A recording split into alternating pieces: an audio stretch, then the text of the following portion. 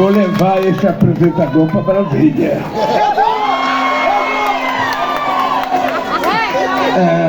Meu caro governador Wilson, meus queridos companheiros Omar, Eduardo Braga, meu caro prefeito, companheiros ministros que vieram comigo, ministro da Defesa, ministro da Integração, o comandante do Exército, o ministro do Desenvolvimento Social, o ministro dos povos indígenas, a ministra do Meio Ambiente, a nossa ministra da Saúde, o nosso ministro dos Portos e Aeroportos, o nosso querido Rui Costa, que é o nosso gerente que vai cuidar das coisas. Eu queria primeiro dizer para vocês o seguinte: eu já estou atrasado porque eu tenho que ir a São Sebastião do Curimetá, eu já estou um pouco atrasado. Mas eu queria dizer para vocês que eu poderia ter ficado em Brasília e ligado para o governador e obtido informações do que tinha aqui. Eu poderia ter conversado com o Eduardo Braga e com o Omar Aziz e eu ficaria sabendo o que está acontecendo aqui. Eu poderia ligar para o prefeito e ficar sabendo o que estava acontecendo. Acontece que eu aprendi uma coisa desde criança com a minha mãe: aquilo que os olhos não veem, o coração não sente. Então, eu vim aqui porque se a gente mostrar uma fotografia desse rio para gente que mora nas capitais brasileiras, eles vão dizer: mas do que o povo está reclamando? Tem tanta água, esse rio ainda está mais largo que o Rio Tietê, lá perto de São Paulo. Como é que o povo reclama? Então eu vim aqui para tentar mostrar para o povo do Brasil de que esse rio, ele está vazio. Verdade! Os peixes estão desaparecendo. A água está ficando de má qualidade. Verdade! E daqui a pouco uma canoa não pode mais navegar porque vai arrastar o seu casco na lama. É isso aí! Então é importante que as pessoas saibam que esse rio é muito largo e bastante fundo quando ele está cheio. Verdade! E nós estamos vivendo anomalias da questão climática. E aí nós precisamos pensar com muito cuidado e com muita responsabilidade. Em janeiro do ano passado, nós tivemos que socorrer o estado do Rio Grande do Sul porque teve uma seca enorme e pequenos e médios produtores rurais e grandes estavam perdendo tudo o que tinham plantado e os animais que tinham criado. Então nós ficamos de fevereiro até maio cuidando da seca no Rio Grande do Sul. Quando chegou em setembro, deu a maior chuva que já tinha dado no Rio Grande do Sul, encheu Porto Alegre, encheu toda a região metropolitana e destruiu várias cidades. Veja que loucura. 4 meses antes eu estava cuidando da seca e 5 meses depois eu estava cuidando do excesso de água no estado do Rio Grande do Sul. E aqui vocês estão percebendo que a seca está vindo mais sistematicamente, ela não está demorando tanto, ela está sendo mais seguida. Alguma coisa está acontecendo no planeta. Alguma coisa, porque somente o ser humano é capaz de destruir o seu habitat natural. Verdade. Somente o ser humano é a espécie animal que é capaz de destruir, mata sem fome, não mata para comer, rouba sem necessidade e estraga o chão que ele pisa. Verdade! Então nós temos que ter muita responsabilidade ao cuidar disso. Eu trouxe os ministros aqui porque nós vamos dizer uma coisa para vocês. Eu não quero governar como esse país foi governado. Eu quero cuidar das pessoas desse país. Cuidar dos homens, cuidar das mulheres, cuidar dos aposentados, cuidar das crianças. Porque, na verdade, o que nós estamos precisando é de muito cuidado, é de um pouco de atenção. Porque o povo pobre desse país é invisível aos olhos de muitas autoridades. Esse país, ele não pode ser governado para quem não precisa. Está cheio de gente, próximo ao governador, próximo a senador, próximo ao presidente da República, próximo ao prefeito, que não precisa do Estado. A pessoa está bem, ganha bem, tem patrimônio, tem conta no banco. Essa gente não precisa do governo. Eu preciso. Quem precisa do governo é o povo pobre desse país, é o povo trabalhador. É para essa gente que nós precisamos dedicar grande parte dos recursos que o Estado arrecada para que a gente possa melhorar a vida das pessoas. Eu sei o que significou luz para todos na vida das pessoas.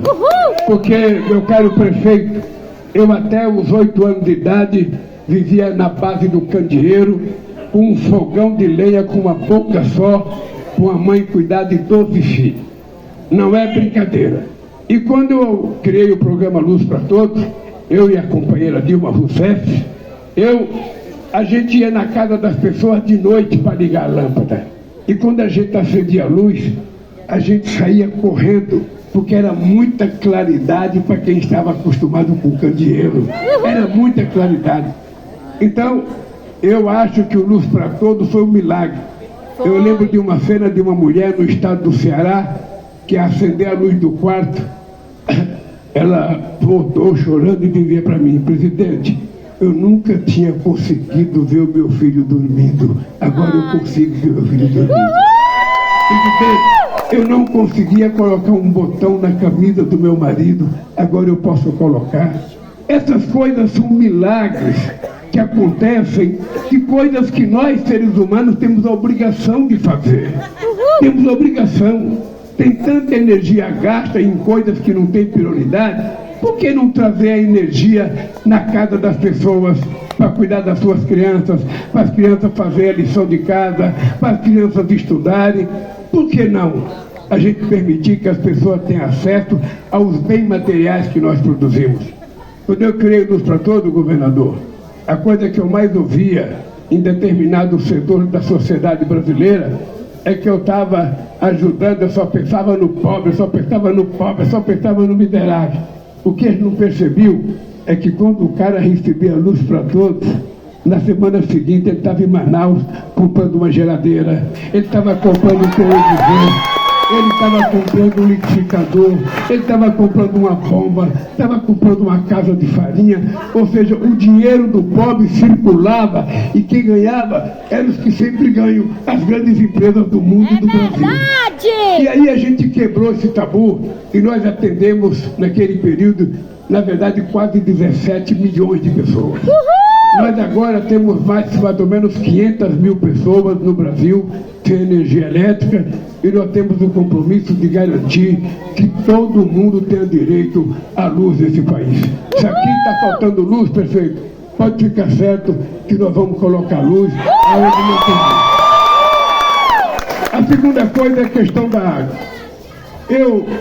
Prefeito, eu era acostumado a tomar água de barreiro, água de açude.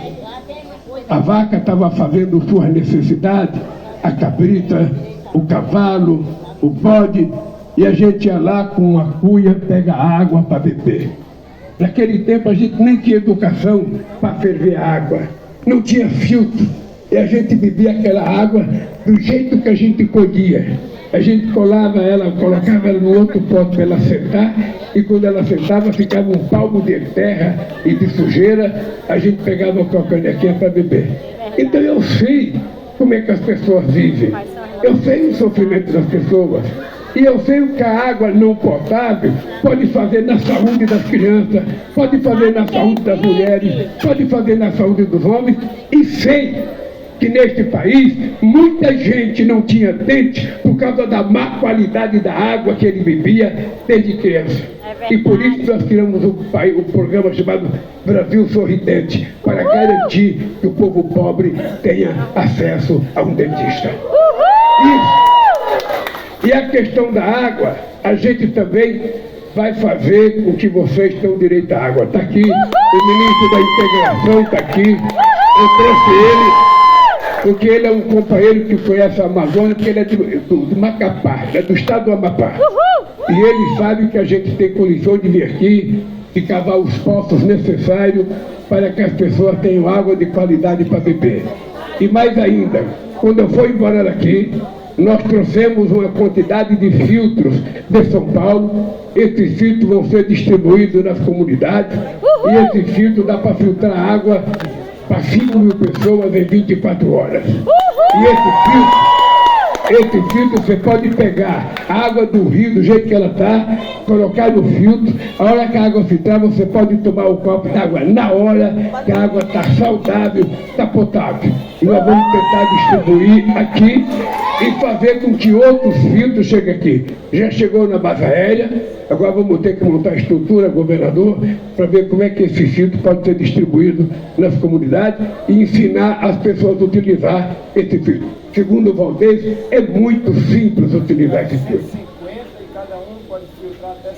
Então tem 150 filtros e cada um pode filtrar até 5 mil litros de água por dia. Portanto, essa é uma questão apenas emergencial.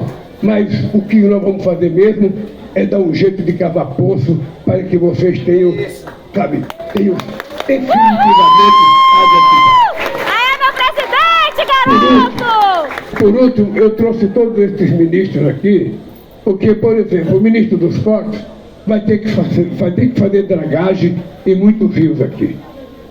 Vai ter que fazer dragagem, porque tem rio que está totalmente assoreado, a gente vai ter que tirar o excesso de terra para que o rio tenha peixe e volte a ser navegado. Eu trouxe o ministro da Integração para ele fazer as coisas que tem que fazer, sobretudo na questão da água. Eu trouxe o ministro do Desenvolvimento Social para que ele saiba que é importante a gente ver se todo mundo aqui está sendo bem atendido na questão social, no PA, que é do Ministério do Desenvolvimento Agrário. Eu trouxe a ministra da Saúde, para ela ouvir se a saúde está boa, se não está boa.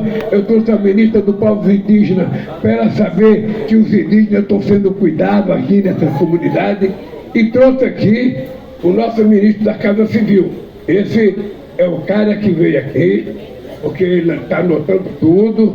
Quando a gente voltar, ele vai convocar uma reunião com todos os ministros, vai convocar possivelmente o governador do estado e nós vamos definir uma política de atuação no estado do Amazonas. Tá? Eu quero que você saiba disso. Inclusive, é preciso parar com essa história de achar que é a companheira Marina que não quer construir a BR-319.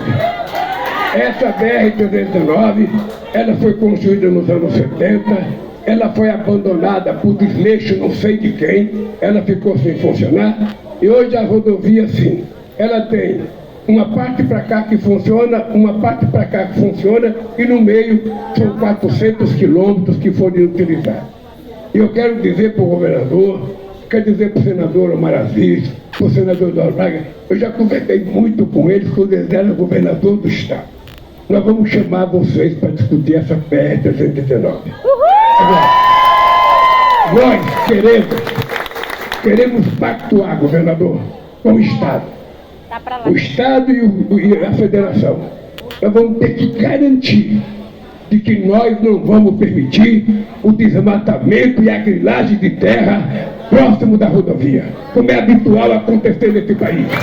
A gente faz uma rodovia, daqui a pouco está destruído do lado direito, do lado esquerdo, tem gente queimando, tem gente grilando, tem gente matando, tem gente criando gado onde não é necessário criar gado. Então é uma estrada olhada pelo mundo, pelo seguinte: o Brasil ficou muito importante. Verdade. Hoje, governador, nós abrimos em apenas 19 meses de governo 183 novos mercados para os produtos agrícolas brasileiros. E o mundo que compra o nosso alimento, ele está exigindo que a gente preserve a Amazônia. E por quê? Porque eles estão querendo que a gente cuide do ar que eles respiram. Não é porque eles não preservaram a terra deles no século passado, há 200, quando houve a Revolução Industrial. E nós queremos utilizar a Amazônia não como um santuário da humanidade. Nós queremos utilizar a Amazônia como patrimônio soberano desse país e estudar a riqueza da biodiversidade para saber se a gente consegue fazer com que os povos indígenas, os povos ribeirinhos, o nosso seringueiro, os nossos extrativistas vivam e ganhem dinheiro por conta da preservação da Amazônia. É isso que nós queremos. E é um compromisso meu, governador, assumido aqui em Maraquiri, na frente de dois senadores. O Ricosta participou de uma conversa comigo ontem à noite, com a ministra Marina, E a gente vai chamar o governador, vamos chamar os senadores, vamos chamar o ministro do Transporte, o ministro da Casa Civil, a ministra do Meio Ambiente, vamos chamar quem mais for necessário para a gente dizer. Essa estrada agora vai começar a ser feita 50 e poucos quilômetros e já está reconhecido. Mas, enquanto esses 52 quilômetros vão ser construídos, nós vamos preparar o Estado para que a gente possa entregar definitivamente a ligação entre Manaus e Porto Velho, sem causar prejuízo. Porque nós temos consciência que quando o rio estava navegável, cheio, que podia ter barco grande, mais veloz, sabe, a rodovia não tinha a importância que tem quando o Rio Madeira está vazio e quando o outro rio está vazio. E nós não podemos deixar duas capitais isoladas. Então nós vamos fazer com a maior responsabilidade, governador, e queremos construir uma parceria de verdade. Uma parceria de verdade para que a gente possa fazer a coisa da melhor maneira possível. No mais, companheiros, eu quero dar um beijo no coração de cada um de vocês. Cada um dos homens que estão aqui, cada criança, e dizer para uma mulher grávida, diz que está grávida, que vai nascer em janeiro, e que vai chamar Luiz Inácio. Então cuide desse moleque. Cuide, Olívia, manda o responsável pela saúde cuidar dessa mulher, para ela ter um Luiz Inácio mais bonito do que eu. Gente, um beijo no coração, que Deus abençoe vocês, e pode ficar certo que a gente vai cuidar dos problemas de vocês. Um abraço, gente. Obrigado, presidente. Obrigado, senhores.